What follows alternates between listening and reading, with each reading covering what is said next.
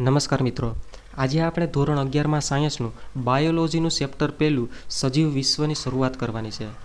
તો આ પ્રકરણને સરળતાથી અને ખૂબ જ સારી રીતે સમજી શકાય અને એક્ઝામના દિવસોમાં તમને ઝડપથી રિવિઝન થાય તે માટે મેં અહીં શોર્ટ નોટ બનાવી છે. તો અહીં આપણે આ શોર્ટ નોટ દ્વારા આ પ્રકરણને સમજવાનો પ્રયત્ન કરવાનો છે. તો ચાલો આપણે જોઈએ કે સજીવ વિશ્વમાં આપણે શેનો અભ્યાસ કરવાનો છે. તો આપણે સૌપ્રથમ જોશું છે, ત્યારબાદ જોશું વર્ગીકરણ શું છે, પદ્ધતિસરનું વિજ્ઞાન શું છે, નામકરણ શું છે, ઓળખ વિધિ શું છે, ત્યારબાદ જોશું આપણે વર્ગીકૃત કક્ષાઓ શું છે અને છેલ્લે વર્ગીકરણના સાધનો વિશે આપણે વિગતવાર અભ્યાસ કરવાનો છે. તો પહેલો આપણો ટોપિક આવે છે સજીવ શું છે. તો કે સજીવ શું છે? તો કે સજીવના જે લક્ષણો છે કે તેને આધારે આપણે કહી શકીએ કે આ સજીવ છે અને આ નિર્જીવ છે. કે વિશ્વમાં બે પ્રકારના પદાર્થો છે, એક સજીવ અને બીજો નિર્જીવ. તો સજીવોને તેમના લક્ષણોના આધારે આપણે ઓળખી શકીએ. તો આ જે લક્ષણો છે તે ક્યાં ક્યાં છે? તો કે બધા જ સજીવો છે તે વૃદ્ધિ કરશે. વૃદ્ધિ કરશે એટલે કે તેમના કદમાં સમયાંતરે વધારો થશે. ત્યારબાદ પ્રજનન કરશે એટલે કે પોતાના જેવી બીજી સંતતિનું નિર્માણ કરશે. ચયાપચય ક્રિયાઓ કરશે. ચય એટલે કે સર્જનાત્મક ક્રિયાઓ અને અપચય એટલે કે વિઘટાત્મક ક્રિયાઓ. કે આપણે જે ખોરાક ખાઈએ છીએ તેમાંથી ઉર્જાનું સર્જન થશે. તો આ જે ક્રિયા છે તેને આપણે સર્જનાત્મક ક્રિયા કહીશું અને આ ખોરાકનું શું થશે? વિઘટન થશે. તો તેમને આપણે વિઘટાત્મક ક્રિયા કહીશું. તો આ જે ખોરાકનું વિઘટન થવાથી શેનું સર્જન થયું? ઉર્જાનું સર્જન થયું. તો આ જે સર્જનાત્મક અને વિઘટાત્મક ક્રિયાઓ છે તે સજીવનું એક લક્ષણ છે. ત્યારબાદ સ્વ આયોજન એટલે કે પોતાની રીતે નિયંત્રિત હોય છે. પોતાની રીતે નિયંત્રિત હોવું એટલે કે આપણા જે પગ છે, હાથ છે, તેમનું નિયંત્રણ છે તે આપણા હાથમાં છે. રેડી? તો આ જે અંગો છે તેમનું નિયંત્રણ છે તે સજીવ દ્વારા જ થાય છે. ત્યારબાદ જે પર્યાવરણ પ્રત્યેની સંવેદના અનુભવે છે એટલે કે પર્યાવરણમાં કોઈ પણ ફેરફાર થાય, ગરમી અને ઠંડી પડે તો તેમનો જે સંવેદના છે તે સજીવો અનુભવે છે. ત્યારબાદ સ્વયંજનન પામવાની ક્ષમતા એટલે કે બહુગુણન પામવાની ક્ષમતા. જેમ કે આપણે એક ઉદાહરણ લઈએ કે બેક્ટેરિયાને કોઈ પોષણયુક્ત માધ્યમમાં દાખલ કરવામાં આવે, તેમનું શું થશે કે બેક્ટેરિયા છે તે પોષણયુક્ત માધ્યમમાંથી પોતાને જરૂરી હોય તેવા પોષણ મેળવશે અને વૃદ્ધિ પામશે અને બહુગુણન પામશે. પોતાની સંતતિમાં શું કરશે? વધારો કરશે અને પોતાની સંખ્યા છે તેમાં વધારો કરશે. તો આ જે સ્વયંજનન પામવાની ક્ષમતા છે તે પણ એક સજીવનું લક્ષણ છે. ઉત્તેજના સામે પ્રતિભાવ. હવે ઉત્તેજના સામે પ્રતિભાવ એટલે કે આપણો હાથ છે તે ગરમ પાણીને અડે અથવા ટચ કરે ત્યારે આ જે હાથ છે તરત જ પાસો ખેંચાઈ જશે. એ વિચાર નહીં કરે કે આ ગરમ પાણી છે તો એ મારા માટે નુકસાનકારક છે, મારો હાથ છે તે દાઝી જશે અને ત્યારબાદ ખેંચાશે, એવું નહીં થાય. ગરમ પાણીને આપણો હાથ અડશે એટલે તરત જ પાસો ખેંચાઈ જશે. કારણ કે આ જે હાથમાં રહેલા જે ચેતાતંત્ર છે તેના દ્વારા સંદેશો તાત્કાલિક મગજ સુધી પહોંચે અને મગજ તેનો તાત્કાલિક રિપ્લાય આપે છે, તેનો પ્રતિસાદ આપે છે અને હાથ છે આપણો તરત જ પાસો ખેંચાઈ જાય છે.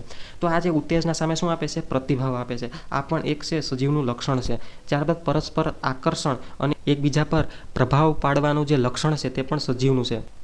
કે બે વિરુદ્ધ જાતિઓ હોય તો તેમના એકબીજા પર આકર્ષણ અને એકબીજા પર પ્રભાવ પાડવાનું જે લક્ષણ છે તે સજીવમાં જોવા મળે છે. હવે આપણી એનસીઈઆરટીમાં આ જે સજીવોના જે લક્ષણો, આપણે ઘણા બધા લક્ષણો છે તેમની ચર્ચા કરી. આમાંના આપણી એનસીઈઆરટીમાં જે વિગતવાર ચર્ચા કરવાના છે એવા કયા કયા લક્ષણો છે? કે વૃદ્ધિ છે કે જેમને આપણે વિગતવાર અભ્યાસ કરવાનો છે. ત્યારબાદ પ્રજનન, ચયાપચય અને સભાનતા. આ જે 4 લક્ષણો છે કે આપણી એનસીઈઆરટીમાં તેમનો વિગતવાર આપણે અભ્યાસ કરીશું. તો સૌપ્રથમ આપણું પહેલું લક્ષણ આવે છે વૃદ્ધિ. તો તેની આપણે ચર્ચા કરીએ. હવે આ વૃદ્ધિ એટલે શું? કે સામાન્ય રીતે કદમાં થતો વધારો, તેને આપણે શું કહીશું? વૃદ્ધિ કહીશું. હવે વાત આવે નિર્જીવ પદાર્થોની. તો કે આ જે રેતીનો ઢગલો છે અથવા કોઈ શિલાલેખો છે, પર્વતો છે, આ કોઈ રેતીનો ઢગલો છે. હવે સમયાંતરે પવનના લીધે આ ઢગલા ઉપર શું થશે? બીજી રેતી છે તે ઉપર જામતી જશે. જેના લીધે શું થશે કે આ રેતીનો ઢગલો છે તેમના કદમાં વધારો થશે અને આ ઢગલો છે રેતીનો તે મોટો થઈ જશે. આવી રીતના શિલાલેખો છે, પર્વતો છે, તેમાં આવી રીતનું થતું હોય છે. તો અહીં નિર્જીવ છે, આ રેતીનો ઢગલો છે તે તો નિર્જીવ છે, છતાંય તેમના કદમાં વધારો થયો. તો શું આને સજીવ ગણી શકાય? હવે આની સરખામણી આપણે આ સજીવ સાથે કરીએ તો કોઈ વ્યક્તિ તેમની બાળ અવસ્થામાંથી જેમ જેમ તે પરિપક્વ અવસ્થામાં આવશે તો તેમાં શું શું પરિવર્તન થશે? તો તેમના અંદરના કોષોનું વિભાજન થશે એટલે કે તેમની આંતરિક વૃદ્ધિ થશે. કે આજે જ્યારે કોઈ વ્યક્તિ હતો તે બાળક હતું અને આ બાળકમાંથી જ્યારે તે પરિપક્વ અવસ્થામાં આવશે એટલે કે તે પુખ્ત બનશે ત્યારે તેની અંદર રહેલા કોષો છે તે સતત રીતે વિભાજન પામશે. એટલે કે અંદરના કોષોની સંખ્યા વધશે અને કોષોના કદમાં પણ શું થશે? વધારો થશે. એટલે કે કોષોનું કદ પણ વધશે અને કોષોની સંખ્યા પણ વધશે. હવે જે આંતરિક વૃદ્ધિ છે તે સજીવનું લક્ષણ આપણે ગણી શકીએ. કારણ કે અહીં નિર્જીવ પદાર્થોમાં પણ વૃદ્ધિ થાય છે, પણ તે આંતરિક વૃદ્ધિ નથી થતી. તેમની બહારની બાજુ એટલે કે તેમની બહારની સપાટીએ રેતી જમા જતાં તેમના કદમાં વધારો થાય છે, પણ તે બાહ્ય વૃદ્ધિ કહી શકીએ. પણ આંતરિક વૃદ્ધિ છે તે સજીવોમાં જોવા મળશે, કે બધા જ સજીવોમાં આંતરિક વૃદ્ધિ છે તે યુનિવર્સલ આપણે ગણી શકીએ. હવે કોષોની સંખ્યા અને કદમાં બંનેમાં વધારો થશે. હવે ઉચ્ચ કક્ષાના જે સજીવો છે, બે પ્રકારના ઉચ્ચ કક્ષાના સજીવોની આપણે વાત કરીએ તો કે વનસ્પતિઓ છે તેમાં વૃદ્ધિ જીવન પર્યંત થયા કરે છે. કે જ્યાં લગી પૃથ્વી પર વનસ્પતિનું અસ્તિત્વ છે ત્યાં સુધી તેમાં કદમાં સતત ને સતત વધારો થયા કરશે. જ્યારે પ્રાણીમાં ચોક્કસ ઉંમર સુધી, ચોક્કસ વય મર્યાદા સુધી જ તેમાં કદમાં વધારો થશે, ત્યારબાદ તે વૃદ્ધિ છે તે અટકી જાય છે. હવે આપણે વાત કરીએ બહુકોષીય સજીવો અને એકકોષી સજીવો. તો કે જે બહુકોષીય સજીવો છે તેમાં વૃદ્ધિ અને પ્રજનન છે તે અલગ ક્રિયાઓ છે. કે વૃદ્ધિ છે તે કદમાં થતો વધારો છે અને પ્રજનન છે તે એક અલગ ક્રિયા છે. કે પ્રજનન છે તે સંતતિ નિર્માણ કરવાની ક્રિયા છે. હવે એકકોષીય સજીવોની વાત કરવામાં આવે તો તેમાં વૃદ્ધિ અને પ્રજનન છે તે સમાન ક્રિયાઓ છે. શા માટે? કે જાણે કે આ કોઈ સજીવ છે એકકોષીય, તેમાં વૃદ્ધિ થશે એટલે કે તેમાં કદમાં શું થયો? વધારો થયો. હવે કદમાં વધારો થતાં તેમાં કોષ વિભાજન થઈ જશે અને બે પ્રકારના નાના બાળ સંતતિ એટલે કે બાળકોષોનું નિર્માણ થશે અને તે ફરીથી પિતૃ સજીવ તરીકે વર્તશે. તો આ જે પિતૃ સજીવ છે તે વૃદ્ધિ કરતો હતો, પણ તેનું શું થઈ ગયું? કોષ વિભાજન થઈ ગયું. અમુક કદ સુધી તેમાં વધારો થશે અને ત્યારબાદ તેમનું વિભાજન થઈ જશે અને બે બાળકોષોનું નિર્માણ થશે. તો આ જે વૃદ્ધિ છે તેને પ્રજનન છે તેમની એક જ ક્રિયા છે તેવું આપણે કહી શકીએ. કે પ્રજનન છે તે વૃદ્ધિથી કંઈક અલગ ક્રિયા નથી એકકોષી સજીવોમાં. કારણ કે સજીવ છે તે વૃદ્ધિ કરતો હોય છે અને તેમાં શું થઈ જાય છે? પ્રજનન થઈ જાય છે. હવે સજીવોના લક્ષણોની બીજી લાક્ષણિકતા છે પ્રજનન. તો કે પ્રજનન બે પ્રકારના હોય છે, લિંગી પ્રજનન અને અલિંગી પ્રજનન. લિંગી પ્રજનન એટલે કે તેમાં જન્યુઓનું જોડાણ થશે, એટલે કે તેમાં નર જન્યુ અને માદા જન્યુનું શું થશે? જોડાણ થશે, જેમ કે મનુષ્ય. હવે અલિંગી પ્રજનનની વાત કરવામાં આવે તો અલિંગી પ્રજનનમાં ઘણા બધા ઉદાહરણ છે. જેમ કે આપણે ઉદાહરણ લઈએ ફૂગનું, તો તેમાં બીજાણુ સર્જન જોવા મળે. યીસ્ટ એટલે કે યીસ્ટ અને હાઇડ્રામાં કલિકા સર્જન જોવા મળે. કે કલિકા છે એ સૌપ્રથમ પિતૃ સજીવ સાથે જોડાયેલી રહે છે અને આ કલિકા છે અમુક સમયના અંતે તે કલિકા પિતૃ સજીવ છે તેમાંથી અલગ થઈ અને નવા સજીવ તરીકે વર્તશે. તો આ જે યીસ્ટ છે, હાઇડ્રા છે, તેમાં કલિકા સર્જન જોવા મળશે. પ્લેનેરિયા છે તો તેમાં પુનઃસર્જન જોવા મળશે, એટલે કે તેમના બે ભાગ કરી દેવામાં આવે તો બંને ભાગ છે તે નવા સજીવ તરીકે પુનઃ અસ્તિત્વમાં આવશે. ફૂગ તંતુમય લીલ મોસના પ્રતંતુ એમાં અવખંડન જોવા મળશે. બેક્ટેરિયામાં દ્વિભાજન જોવા મળશે. તો કે આ બધા જ અલિંગી પ્રજનનના એક પ્રકાર છે. હવે આ જે પ્રજનન છે તે બધા સજીવો કરતા નથી, એટલે કે તેને સર્વત્ર ગુણધર્મ ગણી શકાય નહીં. કે સજીવો છે તેમનો બધા જ સજીવોનો સર્વત્ર ગુણધર્મ કહી શકાય નહીં. કારણ કે અમુક એવા સજીવો પણ છે કે જે પ્રજનન કરતા નથી. જેમ કે આપણે ઉદાહરણ લઈએ ખચ્ચર, તો કે જે વંજ્ય છે છતાંય તે સજીવ છે. કે તે બીજી એના જેવી સંતતિ નિર્માણ કરી શકતું નથી, છતાંય તે સજીવ છે. તો કે એવું જરૂરી નથી કે બધા સજીવો છે તે પ્રજનન કરતા હોય. હવે જે આ ખચ્ચર છે તેને આર્ટિફિશિયલી બનાવવામાં આવ્યું હતું. તો કે કઈ રીતે? તો કે નર ગધેડો અને માદા ઘોડીના જનીન ભેગા કરવામાં આવ્યા અને તેમાં શું કરવામાં આવ્યું? આંતરજાતીય સંકરણ કરવામાં આવ્યું અને ખચ્ચરનું નિર્માણ કરવામાં આવ્યું. અને આ જે ખચ્ચર છે તે વંજ્ય હતું. તો આ એક ઉદાહરણ છે ખચ્ચરનું, કે તે છે સજીવ હોવા છતાં પણ પ્રજનન કરતું નથી. હવે આપણે આવું બીજું ઉદાહરણ લઈએ કે વંજ્ય કામદાર માખી. આ જે કામદાર માખી છે તે વંજ્ય છે, એટલે કે તે સજીવ છે છતાંય તે પોતાના જેવી નવી સંતતિનું નિર્માણ કરી શકતું નથી. હવે જે આ મધમાખીના મોતપુડામાં આપણે વાત કરીએ તો તેમાં 3 પ્રકારની મધમાખી હોય છે: રાણી, કામદાર અને ડ્રોન. હવે જે આ કામદાર છે તે વંજ્ય હોય છે અને રાણી અને ડ્રોન ફળદ્રુપ હોય છે, એટલે કે પોતાના જેવી નવી સંતતિ નિર્માણ કરી શકે છે, પોતાના જેવી નવી સંતતિ નિર્માણ કરી શકે છે, એટલે કે ફળદ્રુપ છે. જ્યારે કામદાર માખી છે તે વંજ્ય છે, એટલે કે તે પોતાના જેવી નવી સંતતિ નિર્માણ કરી શકશે નહીં. હવે આવી જ રીતનું વંજ્ય માનવ યુગલ પણ હોઈ શકે. એટલે કે આપણે એવું ન કહી શકીએ કે બધા સજીવો છે પ્રજનન કરે છે, એટલે કે તેને આપણે સર્વત્ર ગુણધર્મ સજીવોનો ગણી શકીએ નહીં. હવે આપણે ત્રીજા લક્ષણની વાત તો આવે છે ચયાપચય. તો કે બધા સજીવો છે તે રસાયણોના બનેલા છે. હવે આપણે ચયાપચયને સમજીએ તો કે ચય એટલે કે સર્જનાત્મક ક્રિયા અને અપચય એટલે વિઘટનાત્મક ક્રિયા. આપણે જે ખોરાક ખાઈએ છીએ તેમનું શું થશે? વિઘટન થશે અને નાના નાના ઘટકો છે તે છૂટા થશે અને આ જે ઘટકો છે તેમાંથી શેનું નિર્માણ થશે?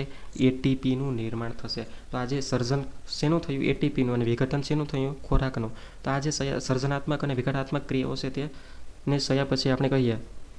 હવે આ જે ચયાપચય છે તે બધા સજીવો માટે વ્યાખ્યાયિત કરી શકાય, એટલે કે તે સર્વત્ર ગુણધર્મ છે. હવે કોષમુક્ત તંત્ર એટલે કે દેહની બહાર કે માનવ શરીરના દેહની બહાર આપણે વાત કરીએ તો તેમાં ચયાપચય ક્રિયાઓ થાય છે, લેબમાં થાય છે. પ્રયોગશાળા લેબમાં જે ચયાપચય ક્રિયાઓ થાય છે કે કષ્ટનળીમાં 2 પ્રકારના કેમિકલ ભેગા કરી અને નવા કેમિકલનું સર્જન થતું હોય અને નવા પ્રકારના કેમિકલ છે તેમનું ફરીથી વિઘટન કરી અને 2 પ્રકારના રસાયણો છે તેમનું નિર્માણ થતું હોય છે. તો આ જે સર્જનાત્મક અને વિઘટનાત્મક ક્રિયાઓ છે તે તો માનવ શરીરના દેહની એટલે કે પ્રાણી શરીરના દેહની, સજીવ શરીરના દેહની બહાર પણ થાય છે. તો આ શું ચયાપચય ક્રિયાઓ છે? પણ અહીં આપણે વાત કરીએ કે સજીવોમાં જે ચયાપચય ક્રિયાઓ થાય છે તેમાં કોષની પ્રકૃતિ હોવી જરૂરી છે. કે જે સજીવોમાં ચયાપચય ક્રિયાઓ થાય છે તેમાં કોષની પ્રકૃતિ એટલે કે કોષની અંદર આ બધી ક્રિયાઓ થતી હોવી જોઈએ. તો જ આપણે સજીવ કહી શકીએ. કે કોષની બહાર જે આ કષ્ટનળીમાં થાય છે તેને આપણે સજીવ તરીકે ગણીશું નહીં, કારણ કે તેમાં કોષની પ્રકૃતિ નથી. હવે જે દેહનું કોષીય આયોજન એ જૈવ સ્વરૂપોનું ચોક્કસ લક્ષણ છે. તો કોઈ પણ સજીવ છે તેમનું શરીર છે તે કોષીય આયોજન ધરાવે છે. તો આ એક જૈવ સ્વરૂપોનું એક ચોક્કસ લક્ષણ છે. હવે આવે છે સજીવોનું ચોથું લક્ષણ, સભાનતા. તો કે સભાનતા એટલે શું? કે પર્યાવરણ પ્રત્યેની સંવેદના, અનુભૂતિ, કે જેને આપણે સભાનતા કહીશું. કે પર્યાવરણમાં ભૌતિક કે રાસાયણિક જેવી કોઈ પણ ફેરફાર થાય તો આપણે તેમનો અનુભવ કરી શકીએ. આ અનુભૂતિ છે, આ જે સંવેદના છે, આ જે સભાનતા છે એ બધા સજીવોનું લક્ષણ છે. હવે જે સ્વયં સભાનતા કે આપમેળે જાગૃતિ એ માત્ર મનુષ્યમાં જોવા મળે છે. સ્વયં સભાનતા અને આપમેળે જાગૃતિ કે આપમેળે મનુષ્ય પોતે જાગૃત હોય છે કે ભવિષ્ય માટે કે ભવિષ્યમાં શું કરવાનું છે તેમના માટે મનુષ્ય છે તે એક જ જાગૃત હોય છે. બીજા સજીવોમાં આ પ્રકારની જાગૃતિ જોવા મળતી નથી. હવે વાત કરીએ કે ચોક્કસ લક્ષણો, વિશેષતા. બધા સજીવો છે તેમના ચોક્કસ લક્ષણો ક્યાં છે? તો કે આંતરિક વૃદ્ધિ છે એ બધા સજીવો માટે લાગુ પડે છે. કોષીય રચના, તંત્ર, સંગઠન, આયોજન એ પણ એક સજીવનું લક્ષણ જ છે. સભાનતા પણ બધા સજીવો માટે લાગુ પડે છે. આ જે લક્ષણો છે, આંતરિક વૃદ્ધિ, કોષીય રચના, સભાનતા, એ બધા સજીવોના લક્ષણો છે. હવે આવે છે વિવિધતા. કે વિશ્વમાં 1.7 થી 1.8 મિલિયન જાતિઓ ઓળખાયેલી છે. 1.7, 1.8 એટલે કે 17 થી 18 લાખ જેટલી જાતિઓ વિશ્વમાં કુલ ઓળખાયેલી છે. હવે આ જે પ્રાણી સૃષ્ટિ છે તેમાં કુલ 5 સમુદાય આવેલા છે: પુષ્ટવંશી, સંધિપાત, નુપુરક, મૃદુકાય, કૃમિ. હવે આ જે સંધિપાત સમુદાયનો વર્ગ, આ જે જંતુઓ છે કે જેમાં માખીઓ, મચ્છર, પતંગિયા, મધમાખીનો સમાવેશ થાય છે, તેની ટોટલ સ્પીસીસ જાતિઓ ઓળખાયેલી છે. હવે આ જે વિશ્વમાં જે ટોટલ જાતિઓ છે 17 થી 18 લાખ ઓળખાયેલી છે તેમાંથી 10 લાખ તો શેની છે? ખાલી જંતુઓની છે. હવે ICBN અને ICZN. ICBNનું full form international code for botanical nomenclature. આ એક સંસ્થા છે બંને કે જેમાં ઇન્ટરનેશનલ કોડ ફોર બોટનિકલ નોમેનક્લેચરમાં વનસ્પતિઓના નામકરણ અને તેમનું વર્ગીકરણ કરવામાં આવે છે.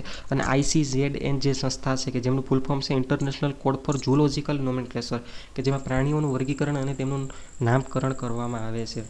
હવે આ જે આંબો છે તેમનું સાયન્ટિફિક નેમ એટલે કે વૈજ્ઞાનિક નામ છે મેન્જીફેરા ઇન્ડિકા. હવે આ જે મેન્જીફેરા જે પ્રથમ શબ્દ છે તેને આપણે પ્રજાતિ કહીશું અથવા વસંગત નામ કહીશું, અને ઇન્ડિકા કે જેને આપણે જાતિ અથવા જાતિ સંકેત પ્રત્યય કહીશું. અને આ જે મેન્જીફેરા ઇન્ડિકા નામ કોણે આપ્યું હતું? Carolus Linnaeus. અને આ જે નામકરણ આપવાની જે પદ્ધતિ છે કે જેને દ્વિનામી નામકરણ પદ્ધતિ કહેવાય. બે નામમાં અપાતી પદ્ધતિ એટલે કે દ્વિનામી નામકરણ પદ્ધતિ. અને આ પદ્ધતિ કોણે આપી હતી? કેરોલસ લિનિયસ નામના વૈજ્ઞાનિકે. હવે આ જે વર્ગીકરણ વિદ્યા છે તેમના આપણે સ્ટેપ જોઈએ એટલે કે કઈ રીતે તેમનું વર્ગીકરણ કરતા હશે સજીવોનું. તો સૌપ્રથમ કરવામાં આવે છે લક્ષણીકરણ એટલે કે સજીવોના લક્ષણોને સૌપ્રથમ ઓળખવામાં આવે છે. ત્યારબાદ ઓળખ વિધિ કરવામાં આવે છે કે સજીવોનું સાચું વર્ણન કરવામાં આવે છે. ત્યારબાદ નામકરણ કરવામાં આવે છે તે સજીવોનું એટલે કે ચોક્કસ નિયમોને અનુસરીને વૈજ્ઞાનિક નામ આપવામાં આવે છે. ત્યારબાદ વર્ગીકરણ કરવામાં આવે છે, સજીવોને ચોક્કસ વર્ગમાં મૂકવામાં આવે છે. તો આ 4 સ્ટેપ છે કે સૌપ્રથમ લક્ષણીકરણ કરવામાં આવે, ત્યારબાદ ઓળખ વિધિ કરવામાં આવશે, ત્યારબાદ નામકરણ કરીશું અને અંતે તેમનું વર્ગીકરણ એટલે કે ચોક્કસ કક્ષામાં તેમને મૂકવામાં આવશે. કે આ બધા જ વિભાગો, નિયમો અને સિદ્ધાંતોને અને કાર્ય પદ્ધતિને સમજાવતું વિજ્ઞાન એટલે વર્ગીકરણ વિદ્યા. હવે આવે છે પદ્ધતિસરનું વિજ્ઞાન એટલે કે પુષ્ટવંશી છે તો કે તેમાં 2 પ્રકારના સજીવો હોય છે: ગરમ રુધિરવાળા અને ઠંડુ રુધિરવાળા. ઠંડુ રુધિરવાળા છે તેમાં સરીસૃપ અને ઉભયજીવી આવશે, અને ગરમ રુધિરવાળા જે સજીવો છે તેમાં સસ્તન અને પક્ષીઓ આવશે. હવે આપણે સસ્તનથી જેમ જેમ ઉભયજીવી તરફ જઈએ તેમ તેમ તેમાં એક ઉત્ક્રાંતિવાદી સંબંધ જોવા મળે છે. એટલે કે આજે નિમ્ન કક્ષાના સજીવોથી જેમ જેમ ઉચ્ચ કક્ષાના સજીવો તરફ જઈએ તેમ તેમ તેમાં એક ઉત્ક્રાંતિવાદી સંબંધ એટલે કે તેમાં ઘણી બધી સમાનતાઓ અને વિભિન્નતાઓ જોવા મળે છે. અને આને જ આપણે શું કહીએ?